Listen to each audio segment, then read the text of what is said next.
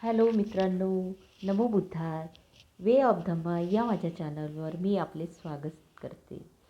तर आपण या सारनाथच्या पवित्र भूमीचे दर्शन करूया. मागच्या वेळेस आपण धम्मेक स्तूपाला प्रदक्षिणा घातली आणि वंदना केलेली. तर आपण इथे बघतो आहोत बरेच स्तूप तुम्हाला दिसत आहे. तर त्या काळामध्ये सर अलेक्झांडर कलिंगहम जे भारतीय पुरातत्वाचे डायरेक्टर जनरल होते, त्यांनी या भागाचे उत्खनन केले आणि साची आणि सारनाथ या संपूर्ण स्तूपाचे बुद्धिस्ट स्थळांचे संरक्षण केले. तर बुद्धांच्या काळामध्ये मूर्तीचे अस्तित्व नव्हते. तर आपण गोष्ट करतो आहोत 5 सेंचुरी BCची, म्हणजे आजपासून 2500 वर्षापूर्वीची, जेसस क्राइस्ट यांच्या आधीची. तर एकदा आनंद कश्यपने तथागत भगवान बुद्धांना विचारले, भगवंत, आम्ही तुम्हाला कसे आठवण करावे? तेव्हा तथागत बुद्धांनी त्यांचे चिवर घेतले आणि त्यावर भिक्षापात्र ठेवले आणि जे चित्र बनले त्यातूनच या स्तूपांची चित्र दिसते आहे. हा उल्लेख महापरिनिर्वाण सुत्तामध्ये केलेला आहे. तर इराणपासून तर ब्रह्मदेश, तर अफगाणिस्तान, म्हणजे संपूर्ण जम्बूद्वीप होते ना. तर प्रियदर्शनी सम्राट अशोक राजाने 84,000 स्तूपांची आणि विहारांची निर्मिती केली होती. आणि आपण जे बेलन आकाराचे स्तूप बघितले ते जगामध्ये एकमेव आहेच. आणि या धम्मेक स्तूपाला 600 वर्ष डेव्हलप करण्यात आले. अगदी जवळून बघितले तर इतके बारीक नक्षीकाम संपूर्ण वरपर्यंत तुम्हाला दिसणार. आणि दुसरं म्हणजे इथे येऊन प्रत्यक्षात हा अनुभव घेणे एक खूप मोठा आनंदाचा भाग आहे. आपण नक्कीच कधी इथे सारनाथला व्हिजिट केली का तर मला कॉमेंटमध्ये सांगा. आणि केली नसेल तर नक्की कधीतरी करा तुम्ही. खूप छान वाटेल तुम्हाला. तर पहिला स्तूप आहे धम्मेक स्तूप आणि दुसरा आहे धर्मराजिका स्तूप. महापरिनिर्वाणानंतर तथागतांच्या अस्थींचे जे 8 भागामध्ये विभाजन झाले त्यापैकी 7 स्तूप हे ओपन करण्यात आले होते. आणि धम्मराजिका स्तूपामध्ये बुद्धांच्या अस्थी होत्या, मंजुश्री आणि पिंपळाचे पाने. तर वाराणसीमधील एक दिवाण होते, त्यांनी ह्या मंजुश्री गंगा नदीमध्ये वाहून दिल्या. तर इथे याच पवित्र मृग वनात तथागतांनी आपला धम्म उपदेश दिला.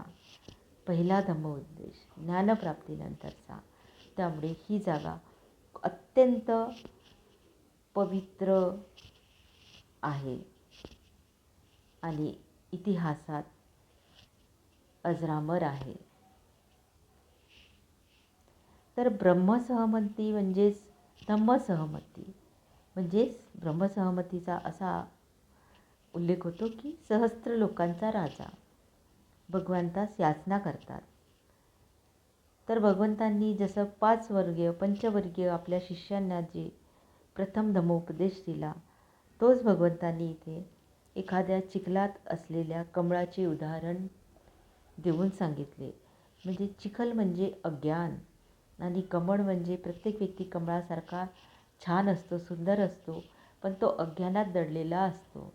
तर काही म्हणजे मानव कमळ हे त्यातून बाहेर निघण्याचा प्रयत्न करतात, तर काही आत्ताही अज्ञानामध्ये दडलेले आहेत, तर काही जे बाहेर आलेले आहेत. हे एक सुंदर उदाहरण त्यांनी तेव्हा दिले होते. तर मानवाने नेहमी स्वतःच्या उन्नतीकरिता अज्ञानातून बाहेर निघण्याकरिता प्रयत्न करावा, मध्यम मार्गाचा मार्ग पकडावा. अतिही नको आणि अति तिथे माती म्हणतात हे तुम्हाला माहितीच आहे. म्हणून मध्यम मार्ग हा नेहमी मानवाच्या कल्याणाकरिता असतो.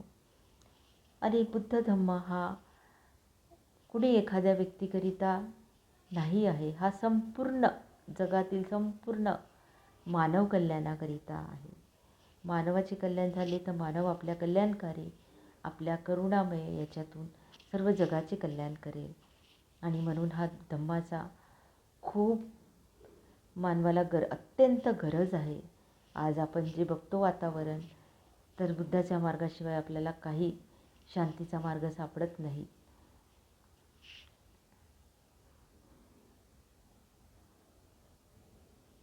इथे आल्यावरती आपल्याला अनुभव येतो, ह्या संपूर्ण जागेवर तथागत इथे उभे असतील, कधी बसले असतील. आपण हे इमॅजिन करतो आणि आपल्या मनाला खूप भारी वाटतं, म्हणजे खूप मन पण भरून येतं आणि आनंदसुद्धा होतो.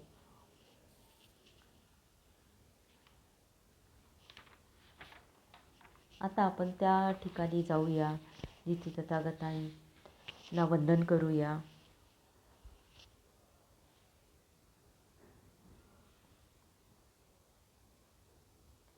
आपण कधी सारनाथला आलेले आहात का? जर आलेले असाल तर आपला अनुभव नक्की कॉमेंटमध्ये शेअर करा. आणि नसेल आलात तर नक्की येण्याचा प्रयत्न करा. भारतातच आहे, कुठे दूरही जावं लागत नाही आणि हा अनुभव नक्की आपल्या आयुष्यात एकदा तरी घ्या. मी माझ्या व्हिडिओमार्फत छोटंसं तुम्हाला माहिती देण्याचा प्रयत्न करते आहे.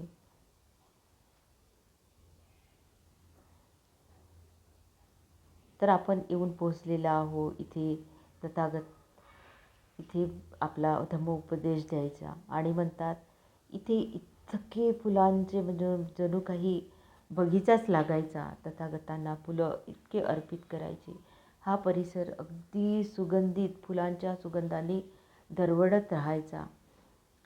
इथे बघा तुम्हाला असं शायनिंग गोल्डन चिपकवतात. इथे बरेचसे विदेशी पर्यटक इथे एक सिल्वर आणि गोल्डन पट्ट्या इथे चिपकवतात.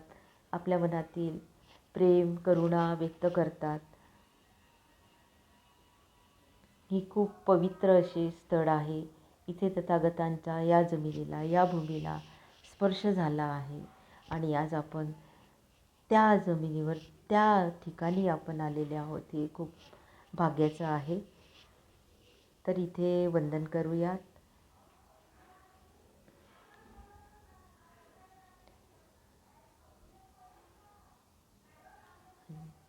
शांत मनाने त्यांना आठवण करूया.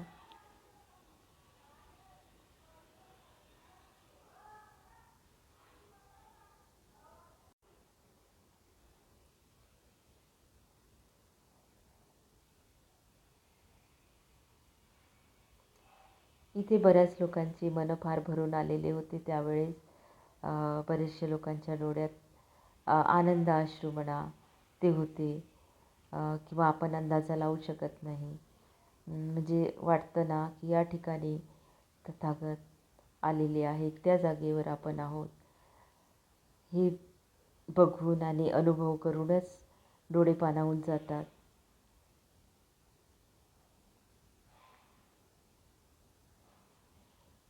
किती करुणा, इतकं प्रेम कुणाच्या हृदयात राहू शकतं, हे आपण कल्पनेच्या पलीकडे आहे.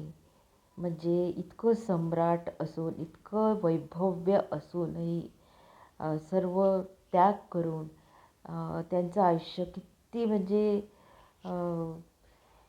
किती कष्ट, म्हणजे त्यांनी आपलं सत्य जाणण्याकरिता आणि लोकांच्या कल्याणाकरिता त्यांनी हा मार्ग निवडला. हे सगळं इथे आल्यावरती आपल्याला अनुभवात येतं आणि आपोआपच डोळ्यात पाणी येतं.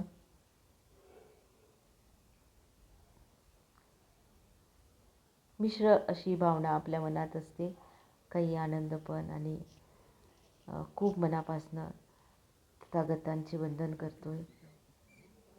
तशीच करुणा, थोडी तरी करुणा आमच्यामध्ये येऊ दे बस. वह अपने शरीर को शुद्ध करता है. शांत, सादगी तथा संतुष्टि का पालन करके मैं अपने शरीर को शुद्ध करता हूँ.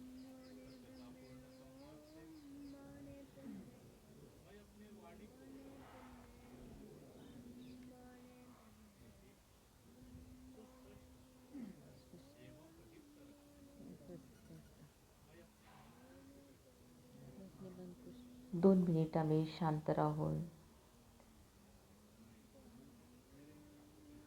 एक प्रकारचं अभिवादन केले.